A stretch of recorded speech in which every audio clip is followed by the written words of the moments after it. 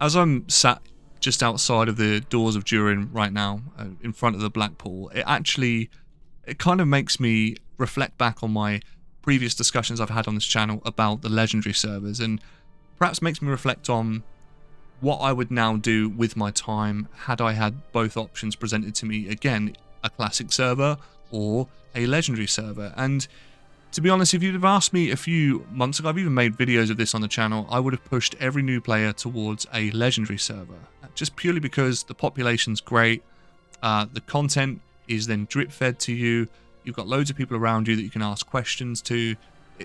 It's just a much more digestible package.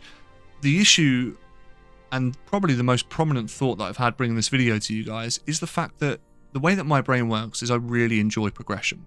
And what I don't mean is gear progression, cosmetics, virtues. I mean physically seeing the level of my character increase, progressing around the world, unlocking new zones, experiencing places that I've never been before. And it's not until I decided to jump back on Evernight, onto my champion that you see just here, and take the Moria quest for the first time. It's not until I've done that and experienced walking through this area for the first time, somewhere completely unknown, somewhere that I hadn't seen before, because beforehand on the legendary servers it's just Angmar. I found myself at Angmar all the time. Yes, you can go off and do other quests if you want to, but everything just seemed kind of like not really worth it. You know, it's all about grinding weeklies, grinding like Bogbareth and sort of field bosses, raids, that sort of thing, right? Which is great because that side of Lotro is fantastic. But it's not until I come back to this character where it's pure exploration. There's even a cave before you get to this particular area. I think it's called Brackwater. Fantastic little story about it. You just stumble in there, you're chatting to a few dwarves, some sinister stuff happens, but you miss out on all that if you're just doing the same thing over and over again. And I think one of the biggest turn-offs for me was that once I'd hit level 50 on my Lawmaster, I did kind of feel like I should just be doing the norm. I should just be doing what everyone else is doing. And that's not what this game's about. Lord of the Rings Online is not about doing what everyone else is doing. It's about having an individual experience, because it allows you to put the best version of yourself into Middle-earth, and that's what it's always been about. I think in reality, what appealed to me more with regards to the legendary servers is, of course, the restricted content. And whilst, of course, Moria, where we are eventually going to now, will be available hopefully end of this year for the legendary servers, I really missed taking stuff at my own pace, experiencing things at my own pace. So I think if I was asked the question again as to, you know, where would I point a new person? What server would I point them in the direction of?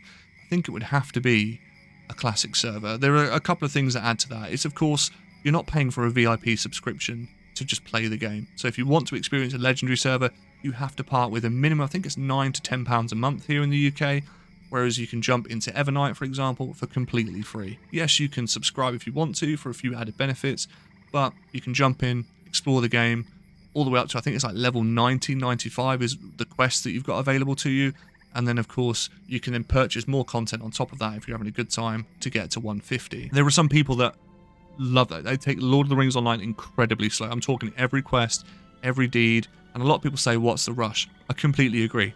Not everyone has the same mindset as me, where they just want to walk in a direction, level up, move on to the next zone, experience things at their own pace. Some people just want to complete everything, and that's fine. I know there are just many moments when it comes to Lord of the Rings Online that are sort of stand and appreciate moments, but the reason why I've stopped here in Moria is because being able to visualize not just things you've read in the book and seen at the films, but visualize your character experiencing these things for the first time is something I wish I'd done months ago. As much as I've enjoyed exploring, you know, all of Eriador and kind of going to the different areas, once you've rolled numerous alternative characters, or you've ran the same character to 50 and you're completing the same objectives over and over again, you do start to wonder, like, I wonder what's, you know, slightly further than the boundaries. And honestly, just seeing this map load up here as you approach, I mean, you start here, right?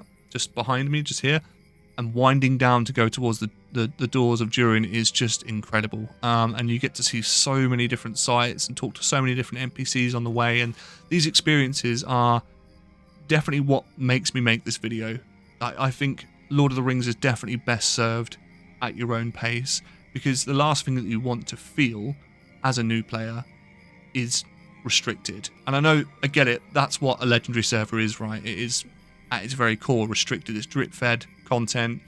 I don't know, I think my opinion has changed drastically. Let me know what you guys think though. I could be way off the mark here, but if you do relate, let me know in the comments. If you disagree, also let me know in the comments. And as always, I'll see you guys in the next one.